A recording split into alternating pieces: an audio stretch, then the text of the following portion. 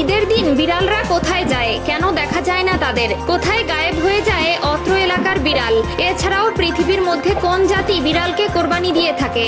এছাড়াও বিড়াল কিভাবে ভূমিকম্পের আগাম বার্তা বুঝতে পারে এবং তার মালিককে রক্ষা করে? এছাড়াও যারা বিড়াল পালন করে তারা কিভাবে ব্রেইন স্ট্রোকের হাত থেকে বেঁচে যায় তা কি আপনার জানা আছে? এমনকি রাসূলুল্লাহ সাল্লাল্লাহু আলাইহি ওয়াসাল্লাম আজ থেকে 1400 বছর আগে এই বিড়াল সম্পর্কে কি বলে গিয়েছিলেন সেটা কি আপনার জানা আছে? প্রিয় দর্শক, আজকের এই ভিডিওটি অতীব গুরুত্বপূর্ণ হতে চলেছে। অনেক অজানাকে জানতে পারবেন আপনারা এই ভিডিওর মাধ্যমে। তবে তার আগে যদি আপনি বিড়াল পছন্দ করেন কিংবা আপনার বাসায় বিড়াল থেকে থাকে তবে খুশি মনে কমেন্ট করবেন আলহামদুলিল্লাহ, এবং এই আলহামদুলিল্লাহ বলার কারণটাও এখন আমি ব্যাখ্যা করব। প্রিয় দর্শক, আমরা সকলেই জানি প্রিয় নবী সাল্লাল্লাহু আলাইহি ওয়াসাল্লাম বিড়াল ভালোবাসতেন।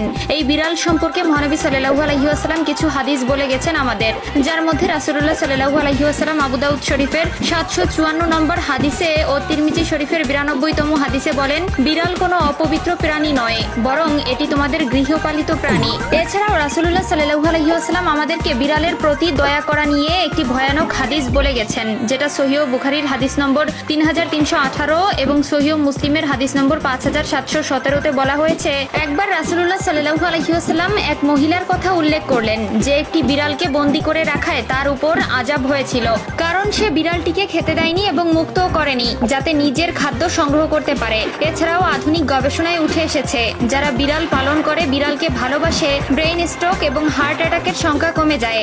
এছাড়াও বিজ্ঞানীরা বলছেন বিড়ালের শ্রবণ শক্তি অন্য সকল প্রাণী থেকে একটু প্রখর, যার মাধ্যমে তারা অনেক দূরের জিনিসও খুব সহজে শুনতে পারে। এমনকি যদি ভূমিকম্প হয় তার 10 থেকে 15 মিনিট আগে ভূপৃষ্ঠের তলের প্লেটের বিন্দুমাত্র শব্দও তারা শুনতে পায়, যার ফলে তারা আগে থেকেই সাবধান হয়। আধুনিক বিজ্ঞান গবেষণা করে আরো পেয়েছে যে যারা অল্পতেই নেগেটিভ মাইন্ডেড হয়ে পড়ে তাদের সামনে যদি সেই সময় কোনো বিড়াল ছেড়ে দেওয়া হয় কিংবা সেই ব্যক্তির পোষা বিড়াল থেকে থাকে তবে সেই বিড়ালের দিকে তাকালেই নেগেটিভিটি কেটে যায়। এছাড়াও যারা কালো জাদু করে বা কালো জাদু অধ্যয়নরত অবস্থায় থাকে তারা তাদের এই শক্তিকে বৃদ্ধি করার জন্য কালো রঙের কোনো বিড়াল পেলেই সেটি কোরবানি করে দেয়। তাদের বিশ্বাস এটি কালো জাদুকে আরো প্রখর করে তোলে এবং কোরবানির ঈদের দিন তেমন একটি বিড়াল দেখা যায় না। এর কারণ হলো বৈজ্ঞানিক গবেষণায় উঠে এসেছে যে বিড়ালের খাদ্য হজম শক্তি কম থাকায় আঁশ জাতীয় খাদ্য হজমে বেগ পেতে হয়, যার ফলে কোরবানির ঈদের কয়েকদিন মাছ মাংসের হাড়গোড় এমনকি মাংস অত্যাধিক পরিমাণে খাবার ফলে তাদের বমি সহ বদ হজম হয়